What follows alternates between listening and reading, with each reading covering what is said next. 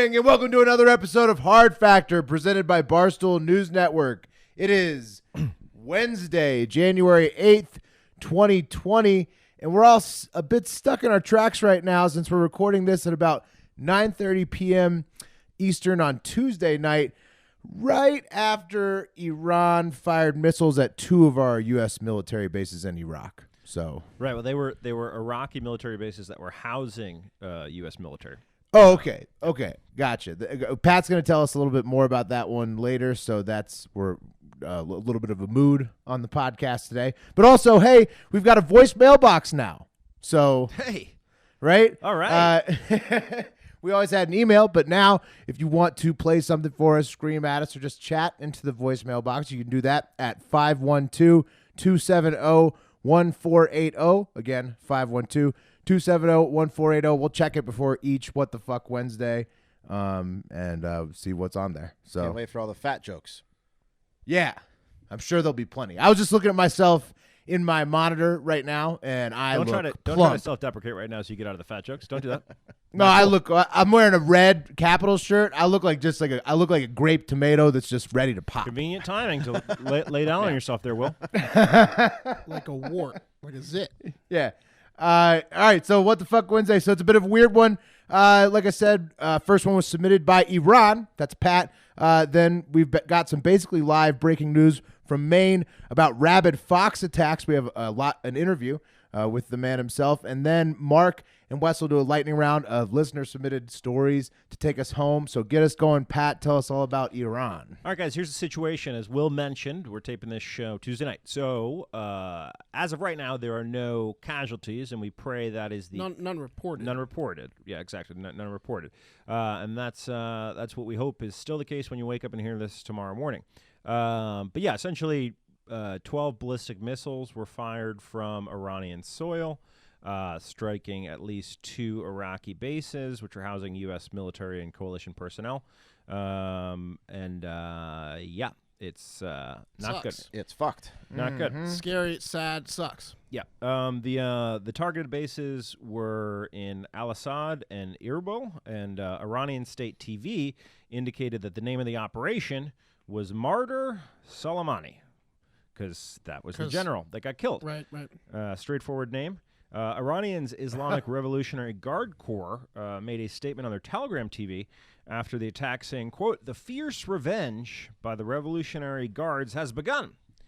So they're They're just spouting off at the mouth. That guy who said that he was only going to attack Trump is a fucking liar, obviously. Right. Well. Oh, right. Yeah, I thought it was going to be the mano a mano Jon Snow showdown that they called for. They said they were not going to attack U.S. citizens. They were going to attack U.S. military. But give me a fucking break. Like he was like, we're patient people. No, they attacked like 3 hours after that interview. Yeah. This sucks. Well, here's the situation, right? Terrible. Yeah, I mean, it fucking sucks, but terrible. You know what's crazy is the origin of Pop the Clutch actually came to fruition. That was a white American guy and an Iranian dude talking shit to each other on an internet comment thread somewhere, and then that then just happened, and then real life, and then bigger. Bigger Pop the Clutch. Let's not pop the clutch. Yeah, it's not pop the clutch. A couple other interesting things. After the attack on the Iranian general, Trump tweeted a really terrible pixelated American flag. And after the attack on the military bases, an advisor to the supreme leader tweeted an Iran flag. So there's a Twitter battle going back and forth. Yeah, but Trump's numbers were way bigger. Oh, what the fuck? It's just.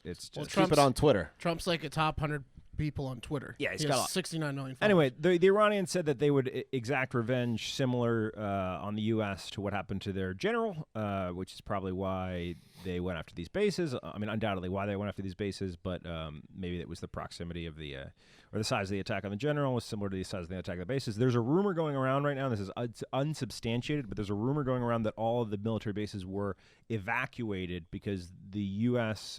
Leadership did have news that there was probably going to be an attack on Tuesday evening. So, Hope so. I really hope that's the case. Again, you might be hearing more information as you're waking up and hearing this. Yeah, hopefully everybody's safe. These motherfuckers on the on the Telegram TV, the Revolutionary Guard Corps, they're just talking out their asses, and they continue to run their mouths saying that after the attack, they would, if a bomb fell on Iranian soil, they would level Dubai. Oh, why would you do that? And Haifa, Israel.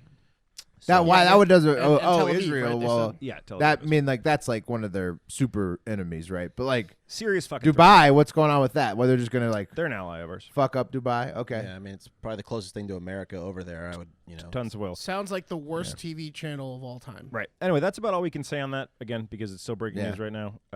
Hoping and praying for I know. no casualties and peace. I know what I'm just gonna keep like saying. Hopefully we don't go to war. Like I'm just gonna keep saying it until it's officially declared. Like the dog in the GIF with the room on fire. It's like saying this is fine. Like just don't go to war. Hopefully we don't go to war. Watch the skies, Will. Aliens. It's perfect time for aliens. Right. Yeah. That would be nice if they swooped in now. A bigger threat Now that we have a space could force. avert us from World War III. So- Yeah, and Space Force could lead us forward into the 2020s. Let's That'd talk be to better. Let's talk to that old man. Yeah, so that's crazy. Everything that's going down with the U.S., Iran, and Iraq. And we have another crazy one. Way less intense, thankfully. One of the first ever documented cases of all time, and I'm pretty sure that's a fact because Mark told me just Of a this, few, of the few past minutes- year. Sorry, of the past year. this year in Maine. Of this year.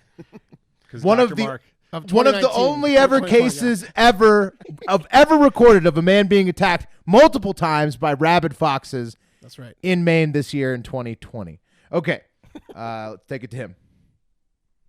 All right, welcome to the show, Norman Kenney, 88 years old of Bath, Maine, and Barstool News Network has reported on the multiple vicious attacks, sir, that you've come under from rabid foxes. Is that correct, Mr. Kenney? That's right. The first one was in September 8th. And, Oh, man. he- That's my birthday. Oh, really? oh, yeah? Sorry about that. Well, Hopefully I- Mark had a better day than you. Yeah. Yeah, well, I was 87 at that time, and I have a little storage shed behind my house, and I had to go down a pair of steps to get to it. So I'd gone down to get a garden tool or something out of it, and it wasn't there. I had nothing. Usually I have to have a cane to walk with, but there was nothing there, and I didn't have a cane. So when I started back to the steps to come back up to the house, I looked, and this fox was coming out of the bushes from my neighbor's property. Oh, wow. And I thought that well, he don't see me because he just had his head down. So I just go rah like that to scare him a little bit, thinking that he would run down over the bank and into Right. the bushes. Yeah. But he didn't. He made a beeline for me, and he started grabbing at my pant legs, and I'm backing up, and he come at me again. He kept coming at me and grabbing my end of my shoe, and then he crawled underneath that building. But by Oh, then man. I was backed up against a fence. It's a shadow style fence. It's not just a rail fence. Then I had no place to go, and I didn't have a cane to hold me up or anything. And he come charging out from under the building at me and grabbing at my pant leg again, and I would kick at him. Unusual And he'd go behavior back for a up. fox. Yeah, he'd go back under the building and come out again. And he did that 3 or 4 times, and I said, "Well, Mr. Fox, it's either you or me." So right. when he One come life out, for I was- two. I mean- Yeah. What's that? One life or two, you know, like you had to take matters into your own hands. It was either going to be both of you or the one of you. Yeah. Yeah, well, he came out again, and I managed to kick him and knock him down. And then I put my right foot on his neck between his shoulders and his skull. And I knew, I weigh about 200 pounds, and I knew if I put that much pressure on, I could choke him. And he was twisting and thrashing. And I watched him until he stopped. And my grandson-in-law was in my house, and I don't know why he came out. I began to holler, I guess, and he came out. And he's the one. I don't know. You've seen the picture of me standing on the. Oh, yeah, on the standing knob. on the fox. Yeah. Yeah. Well, he's the one that took the picture, and he also called 911 and got the police come down. Well, that's a pretty amazing moment. Yeah. He didn't hear you the whole time when you were being attacked by the fox outside. No, he never heard me. No, he never heard me when I was out there. Wow. So that was one incident, but that wasn't the only incident, correct? No. I had another one here Friday night. I had just come home and I put my car in the garage. And when I close the door, it makes a kind of a squeaking noise. And I have 2 cats. And one of them, if he knows I'm down to the garage, he'll walk with me from the garage. This is probably 60, 65 feet from the garage to my front door. And he'll walk up the hill. Well, when I closed that door, I heard a little mew. And I thought that was my cat. So I called its name and made a little, noise to see if it'd come. And I looked, and this thing was coming at me. And then I realized it was a fox. So I stepped back to the Not garage. again. Yeah, I stepped back to the garage, and he made a leap for me. Well, I've got a cane, but it's one of those folding canes. And every time I'd hit him, the thing would fold up on me. Wow. That's a Yeah, persistent, I mean, persistent fox. I mean, yeah. Now, Mr. Kenney, Yeah. was this second fox bigger or smaller, or around the same size?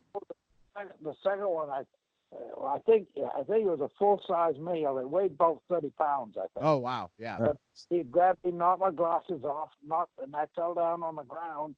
And I'm lucky. I mean, he got my eyebrow and my eyelid. He didn't hit the eyeball at all. Ooh. He grabbed me. That's And I lay on the ground, and by then he had grabbed my hand, and I got about 10 cuts and places on my hand that was bleeding, and I had to get him by the throat.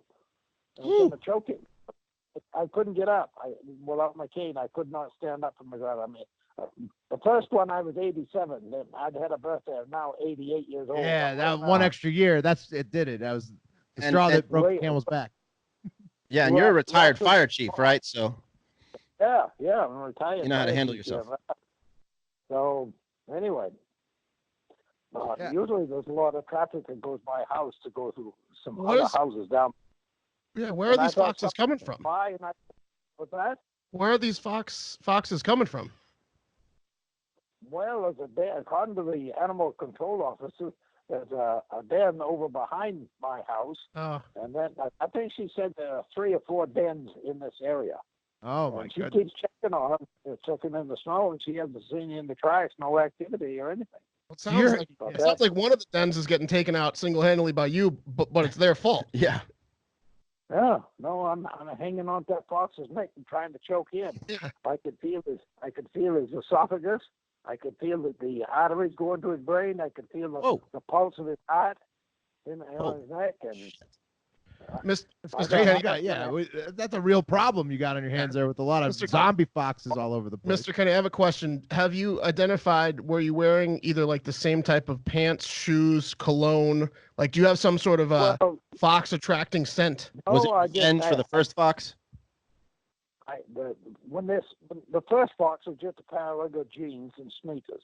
This one here Friday night, I had on Carhartt, a heavy Carhartt pants. Oh, good. And I was rolling around. I know I got them awful dirty on the ground there. But anyway, finally I started screaming and hollering, and there was a kid, one of my neighbors. I didn't know it at the time, but he was out here jogging in the street. Now this is after dark.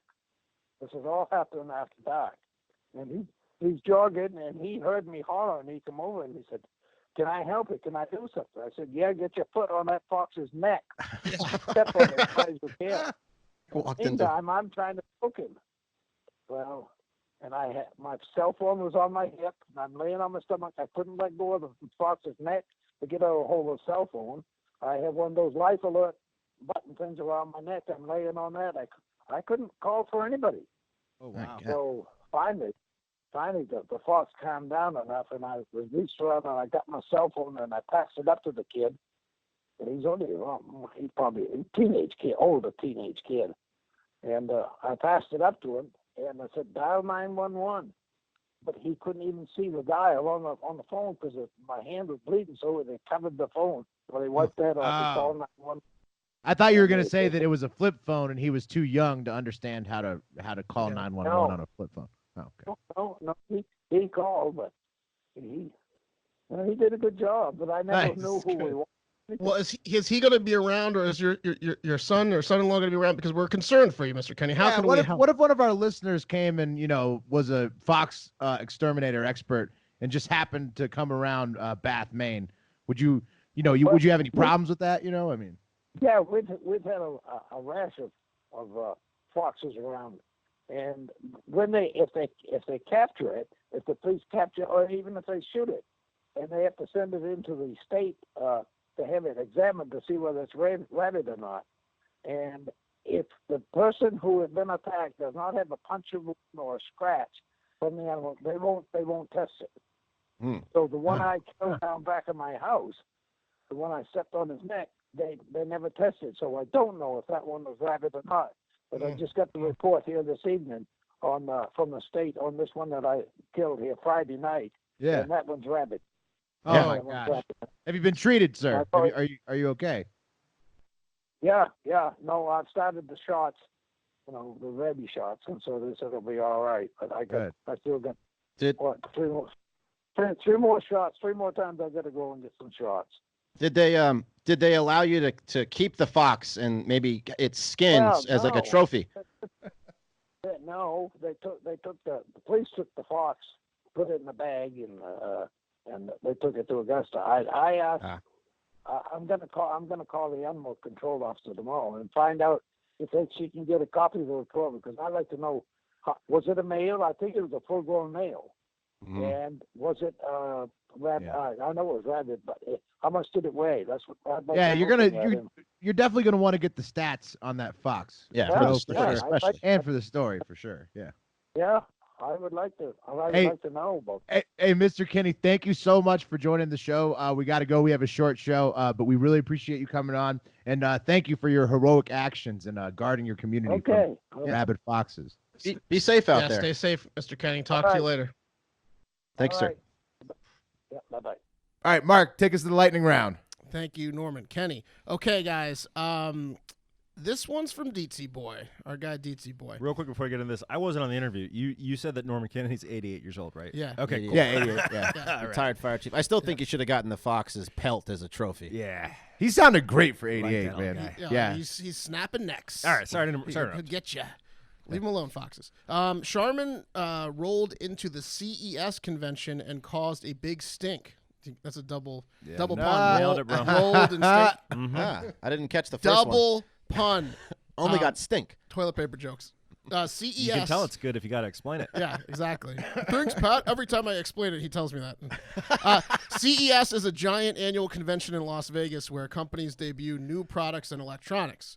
Charmin stole the show with the TP bot, the smell detector, and the VR porta potty. So let me just run through each of those. Do we really need to innovate the toilet? Yeah, no. I mean, you have to. Okay. You have smell detector. Yeah. So the first one's the Charmin Robot, or TP bot. It's a toilet paper delivering robot. Okay. So good news, everyone that forgets they ran out of toilet paper, like teenage me. Sorry, Mom. And for all you psychos that don't keep extra rolls in the bathroom. Yeah. Does it go to the store and buy it for you? Right. Current me. Yeah. You don't Doesn't keep everybody have those little like? What the fuck is wrong with you? Why don't you just keep it in the bathroom? I keep like 10 extra rolls. We put a lot of stress. Yeah, just put them in the bathroom. Toilets. That's true. You gotta put them in the good in the point. cabinets or something. Just put it next to the toilet. You would be the girl who always has a tampon if you were a girl. Absolutely. Oh, yeah. I love that about you. That's why we're friends. Absolutely. So it's a Bluetooth-controlled robot that you can remote control navigate to you from your phone to bring you toilet paper. It has antennas so that it can instantly detect your desperate wet-ass call, and infrared sensors to navigate your hallways and doorways with precision, so it doesn't wake you up in the middle of the night. Now, and if have to call the cops on this you. thing operated in public, that would be something else. I love like this. if you could call it to you anytime you needed to shit anywhere. Hey, shitbot. Yeah. I'm going with the waddle. I'm not giving an extra ounce of space in my house for a toilet paper. I mean, robot. how long does that take to log into your app and remote control the stupid robot? No. I'm already fucking playing video games on the toilet all the time. Now I'm playing video games with stakes. Well, you're gonna love this. You're gonna like the third one of these, Pat. We'll get to that soon. Next up is the Charmin Smell Sense. Okay. This little gem from Charmin will warn you if someone had an extra stinky shit of which his odor had not fully left the bathroom yet, and it uses electronic sensors to detect the excess carbon dioxide or hydrogen sulfide, and then it will display a go or no go, kind of like an airport occupied or not occupied verbiage, so you know whether or not to enter the bathroom. Oh man, if we got one of those, it would be totally competition. It's always no go. Yeah, it'd be a busy robot. No, it's a sensor. I got 12 minutes on no go. Beat that. Yeah, After my shit, it was a 32 That's minute fucked no-go. up to have in your house though, because then it's like you Yeah. you have so many stinky shits the that you shit have to snitcher. have that thing. Yeah, Yeah. it's a snitch. Not good for newlyweds. It also is going to ruin all of these "Are you sick?" and "Did something die in there?" jokes, as the offender can just say, "Didn't you just read the sign?" Yeah. Right? It's a no-go Should've gone in. situation. Right. Shouldn't have gone in. Lastly, this one's going to please Pat. The Charmin VIP PEE. Get it? This is a premium portable toilet.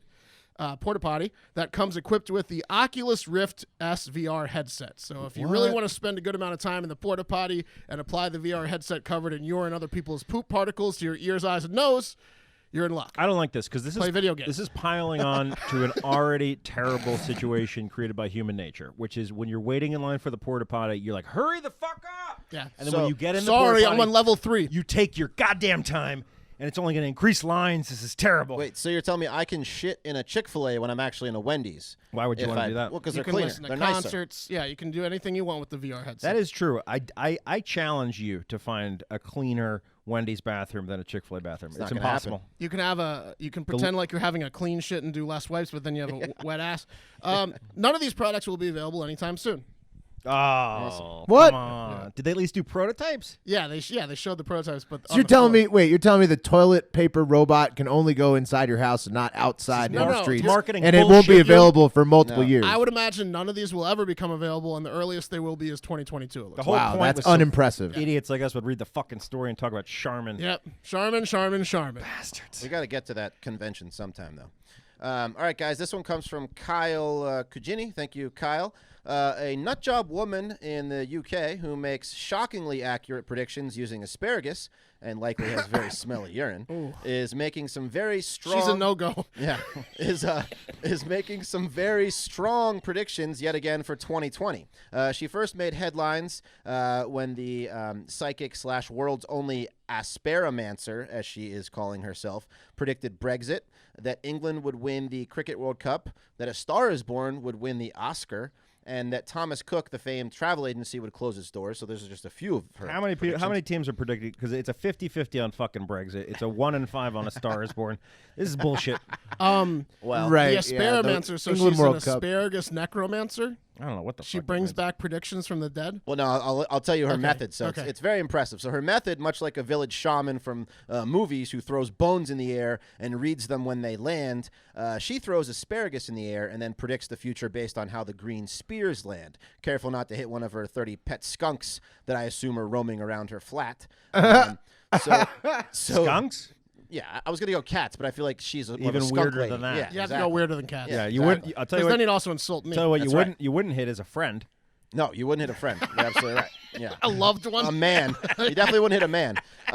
So the 64-year-old Jemima Packington, who claims she is 75 to 90% accurate, has some very interesting predictions that I highly recommend the whole world pay attention to for 2020.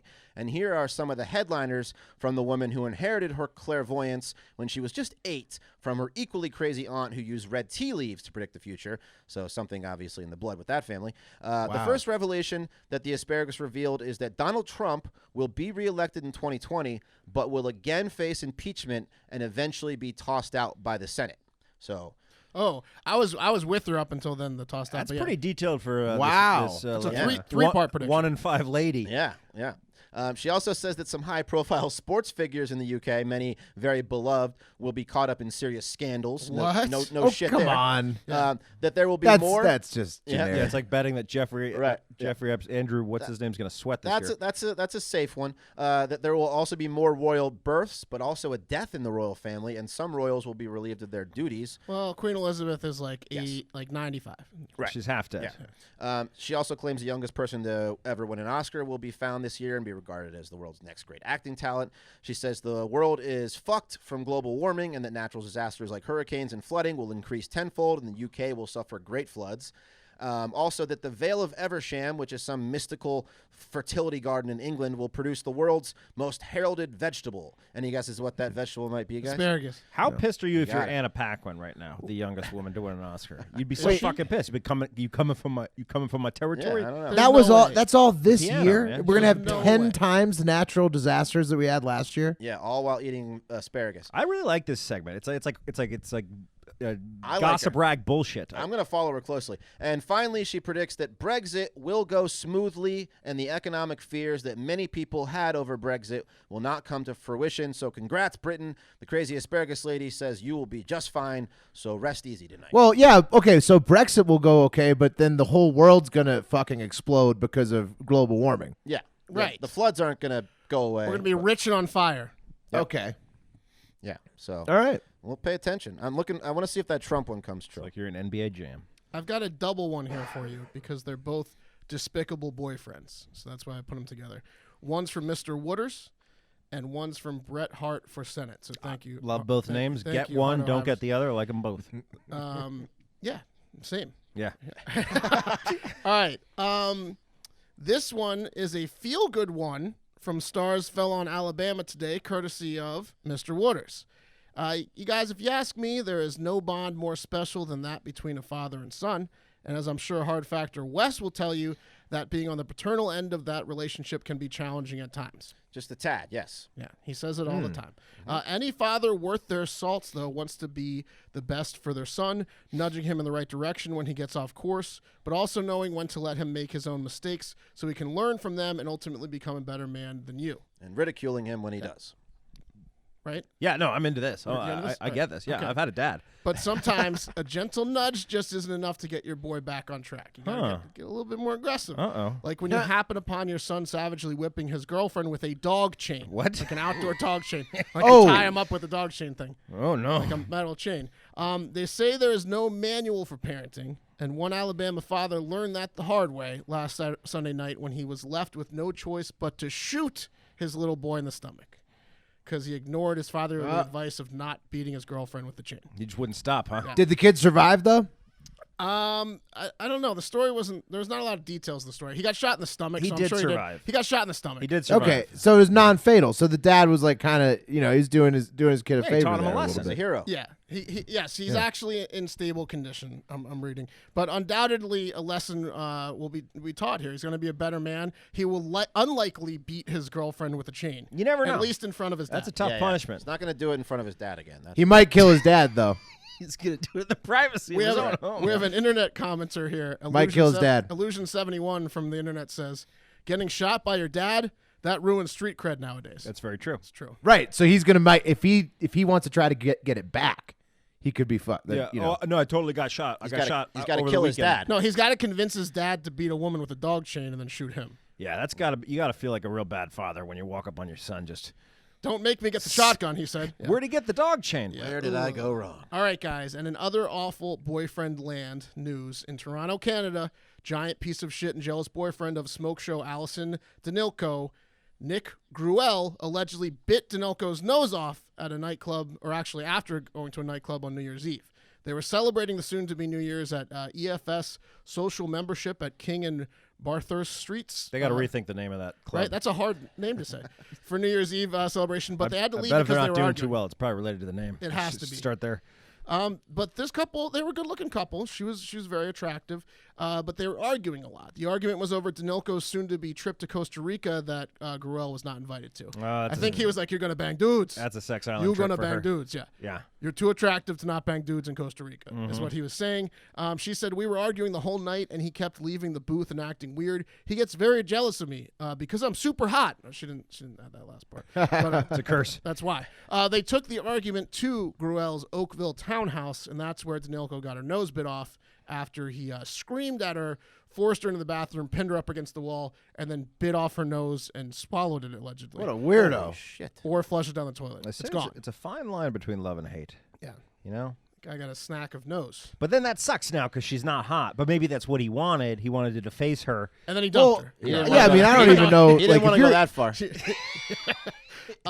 The if woman you're the kind of person like that bites somebody's nose off, you might not love or hate anybody. That's a you crime might of just passion, bite Will. noses off. Like that might just be your true. thing. Yeah, well, he actually will. He months earlier he bit her on the shoulder, leaving a big scar. Wow. She had a restraining Red flag. order. Didn't Yeah, leave she had him. a restraining order against him, but said, "The dummy that I am, I took him back." Silly. Everyone knows restraining orders are temporary. Right. Love is forever. Gorell knows. She did make it out of the bathroom bleeding, and she left the apartment and ran to a neighbor's house, banged on the glass door, was screaming, and waited for an ambulance. They couldn't find her nose, so Gorell's like not necessarily in a lot of trouble here. Apparently, he's got a courtroom ticket docket on January 28th to face bills of aggravated assault, but there's no evidence. Well, luckily, she's got Artie Lang to look at to feel normal. All right, Wes, take us home. Oh, terrible. All right, guys. Well, hopefully we brought a little bit of humor to your day with all this crazy shit going on. Hopefully, if you do have family, friends, anyone over there where the shitstorm is happening, that they are all safe and well and come home safely. I don't really know what to say. So, well, all of our thoughts are obviously with our servicemen and women. Yeah, for sure. Thank you. And our Iraqi allies with them who are also in danger. Yeah. And the Iranian people that aren't. Exactly. Going. All the cool people. We're with you. We love you. And one piece of advice, guys, and the troops that Mark and will tell you is the Iranians are tough on Twitter because these guys have been. Mark's I've seen coming some scary stuff from them on Twitter. Well, no, specifically that you guys are getting phished and hacked and they're coming after you. Oh yeah, I've got some phishing texts. Yeah, again, not all. A lot of Iranian people are. There was the hashtag. Hackers. There's the hashtag of detest. Iranians detest Soleimani, but the ones that don't detest Soleimani are they're interesting people. They're good people. They love a steam room. They love a rug. They're aggressive. They're aggressive. And they're scary. Yep. All right. Also, we have a debate show next Tuesday. That's right. Yeah. Fun dancing. The 14th. So It's great at I weddings, would everybody. debate. Yeah, there's no women. You can dance freely. Yeah. All right, guys. We'll see you tomorrow. Have a great fucking day.